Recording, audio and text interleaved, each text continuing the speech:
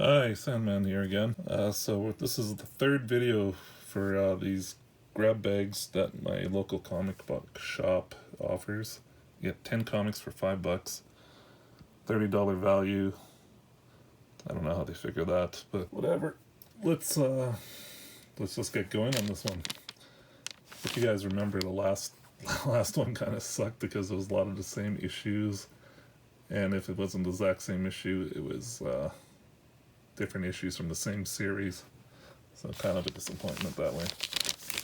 Okay, so let's get this out. I'm gonna flip this around just so it's easier to grab. Okay, first one. Sonic Disruptor. It's a DC comic. Number 7. 12-issue maxi series. This looks like something late 80s. Just from them using the term maxi series. You don't see them talk about the maxi series anymore. Let's see if I can get this whole cover on here. So, Mike Barron, Someone Crane. Mike Barron, I remember being an 80s mainstay at DC. Did that first Wally West Flash comic. Yeah, 1988. Focus. Yeah, I was right. Can I call him or what? Yeah, look at this lineup. Action Comic Weekly. Byrne was doing Superman. Captain Atom when it was good. Detective Comics. I think Norm Brayfogle was doing it at the time. Infinity Inc., Phantom, Power Girl, Question.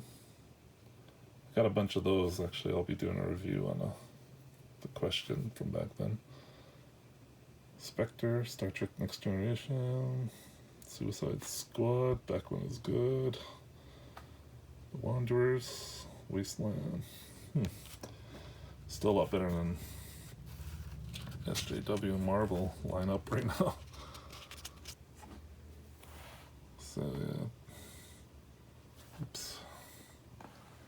Let's focus. Barry Crane.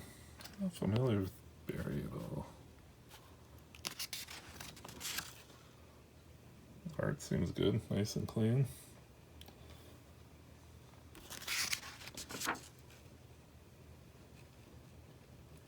Pretty Women. That's how we know it's from the 80s, not the 2010s. This would be a man's body in 2018. But anyways, let's move on. I'll give this one a good, so 1 out of 1 so far. Oh, look at this. They actually threw pick number 2. I love Dale Keown. How do you say his name? Dale Keown? Dale Keown? Yeah, I love his art. This is definitely a good one. So 2 out of 2. I'll actually probably do a review of this issue. Okay, moving on. Next, Exo Man of War Valiant, from back when Valiant was good. It's that short period when Exo was a woman. I think Shooter was gone by this point. Yeah. Valiant was still good for a little while after Shooter left, just from coasting from what he had laid out. The further we got away from Shooter, the more crappier Valiant got. But I have a good fondness for Valiant. I'm really sad that it's not around in the same way. Like these original concepts were really good. To be honest, I haven't read any of the new stuff, but I don't really have an interest to. I just always feel sad of what this Valiant could have been done. the big number 3 company. And it just all fell apart because of greediness and stupidity on the corporate level. But yeah, okay, so I'm doing really good here. 3 out of 3. Oh, what is this? Brigade. 0. Wow, that was quite the one to put in here. Back when 0 issues actually meant something. Or were something. So yeah, when did this come out? 93.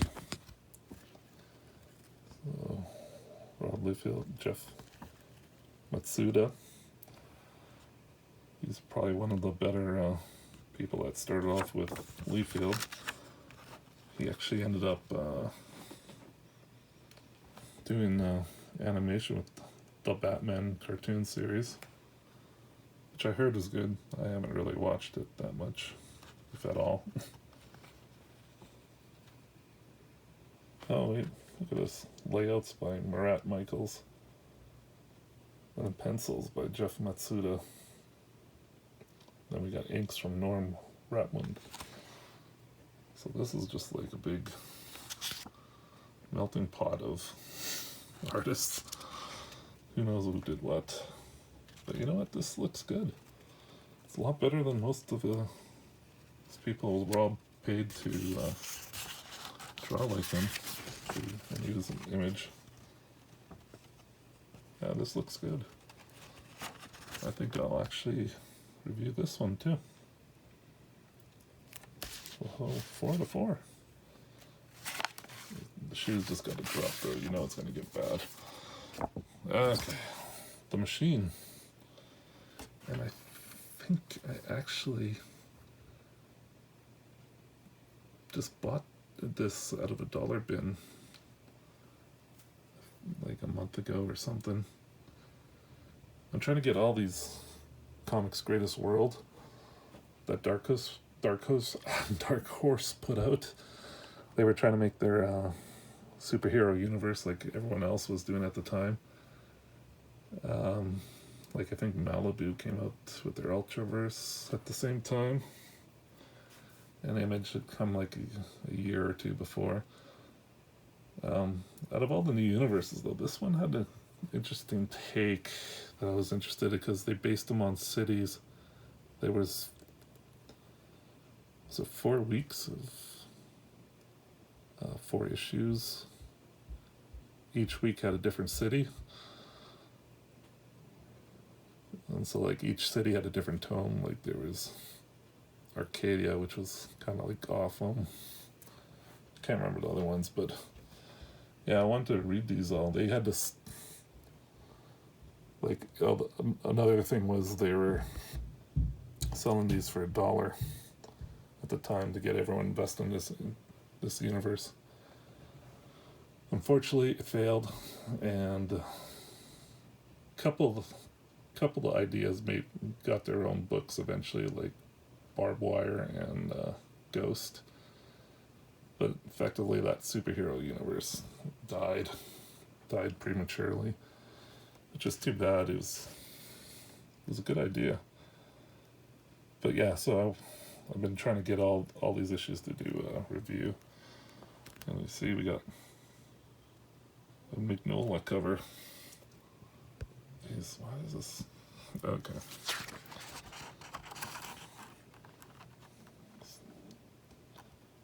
And it's just Mike Richardson and Lee Weeks. I think they did pretty much most of them. I think Lee Wicks has been doing something recently. I think his name has come up again. Could be wrong on that, but yeah. So I don't know. I'll consider this one a buy too. So 1, 2, 3, 4, 5. 5 out of 5. Okay, here we go. Usagi Jumbo Grass Cutter. Also from Dark Horse.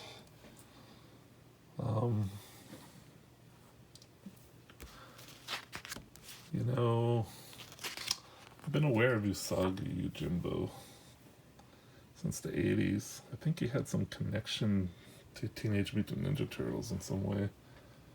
But to be honest, I was always aware of Usagi, but I never read it. Never cared to pursue it or go after it. A lot of people like this. This could very well be a good one, but I'm not going to count it because I have no interest. So, I guess I should check out the year. What year? Oh, this is a lot newer than I thought. 97. Because I'm pretty sure he was around in the 80s. He's the...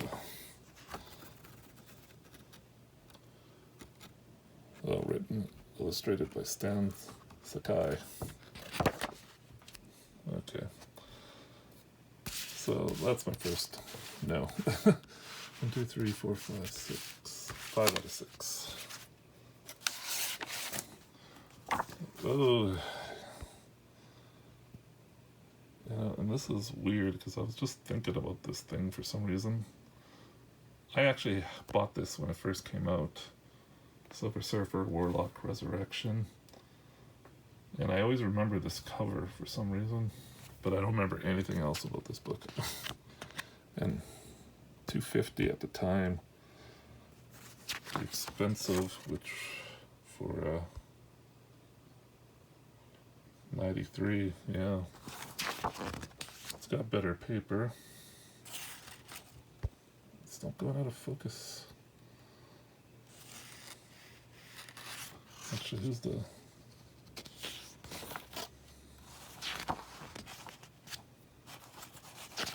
I hate when they hide the credits.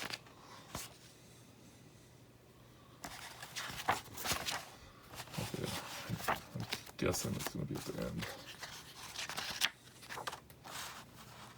Oh, look at that lineup of comics. And if they were publishing this now, that would be amazing. Oh, here we go. Oh yeah, this is why this is such a big deal. Jim Starlin, writer, artist.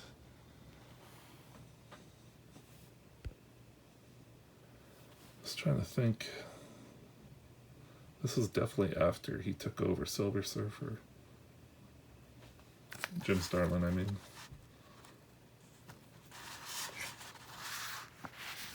Yeah, it must have been 93, that'd be like around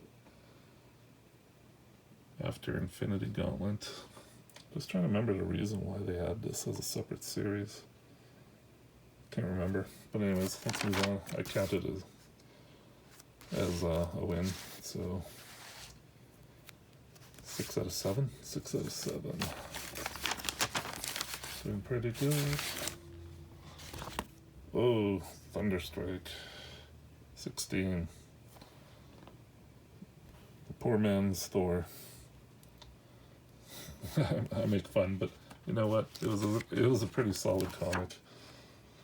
I don't even have to look up the credits. I know who did this. This is Tom DeFallo and Ron Frez, who've been working together for a long time since like their Amazing Spider-Man run. They moved over to Thor, then they moved over to Oh, actually, I think Fantastic Four was in there too. Spider-Man, Fantastic Four, Thor, then Thunderstrike. Then they did the MC2 stuff like Spider-Girl. And then they kept doing stuff after that, lost track. But never super popular, but I mean the artist or the writer. But you know what? These guys, they're solid comic books. Yeah, here we go.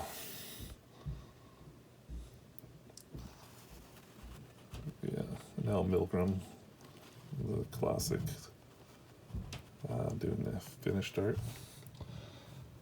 Yeah, like with these two guys, you knew you were getting like a standard comic book. Exactly what you wanted from a comic book. Like a great silly story, a fun story,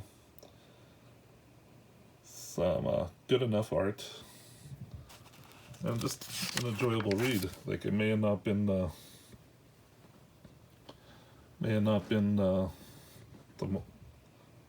popular thing or what the cool kids are reading, but it was solid. It's definitely a solid book. There was never anything super crappy with them. They may have had a couple off issues, but no, good. So this is a double feature. I think this is double Code Blue. You know, I kind of vaguely remember. There's Daredevil in that horrible edgy suit they tried to give him in the 90s. Doesn't really hold up. It didn't really back then either. At the time, Daredevil wasn't selling, and the suit kind of gave him some spectator value. People were buying his book just because they thought they're going to get some money off of all the hype this suit was giving it. But anyways, that's a story for another time. So yeah, Code Blue. I vaguely remember them after seeing them, but I've totally wiped from my memory until I saw this issue. Yeah, this looks like different right. Oh yeah, Roy Thomas. Probably not doing some of his best work. And then RJM Lofisier. Never heard of him. Larry Alexander, never heard of him as a penciler. Grant Meenan.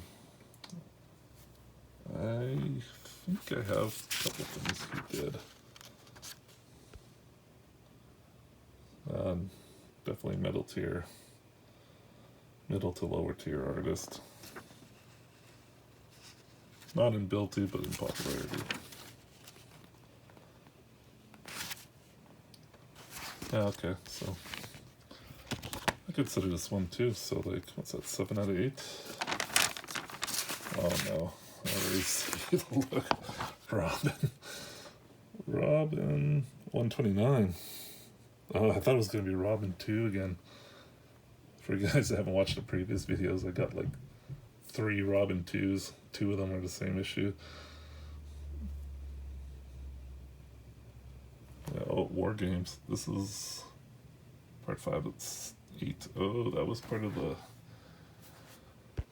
War Games was that infamous storyline where they killed, spoiler, Stephanie, I'm blanking on her last name. But yeah, she took over as Robin for a bit and died until they brought her back. And then she became Batgirl, and then spoiler again. So, Bill William and Giuseppe Camuncoli. Probably just massacred that last name, but not familiar with the artist. Looks decent enough. Better than most of Marvel right now. So yeah, I consider this a good one too. So 9 out of 10. This is like amazing. All right. Okay, another Valiant Time Walker. This is number 3, I think. 3. Holy cow, 250. 345 in Canada. This is better paper.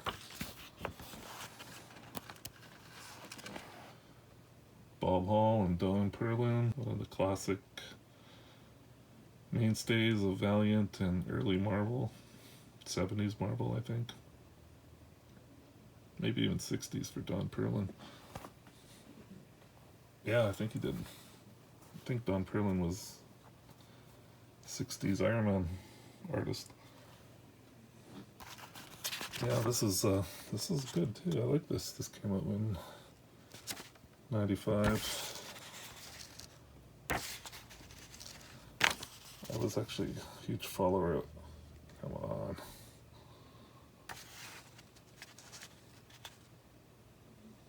'95.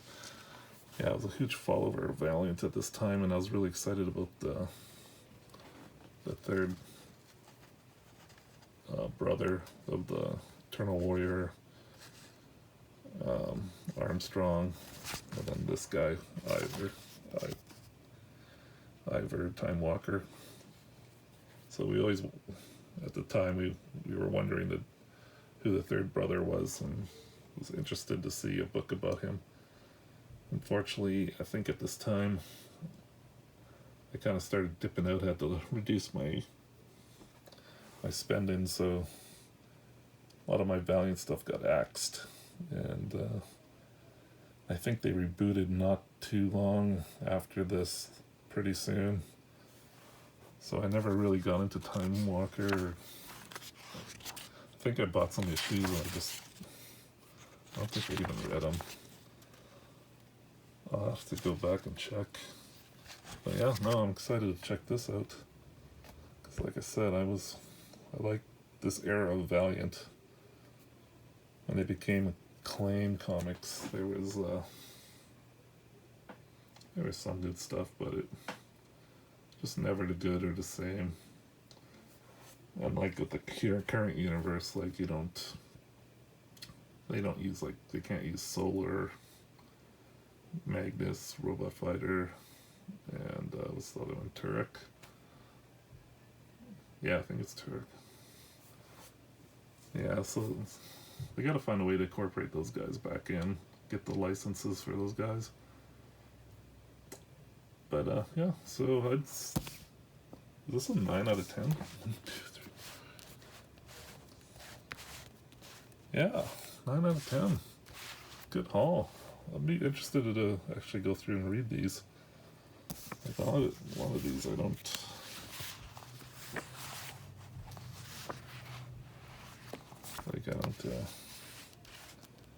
think I've ever even read.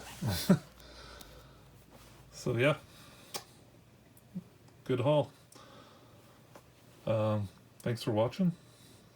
Subscribe. Click on the bell icon so you get notifications for any new videos I upload. Thanks for watching. Talk to you later.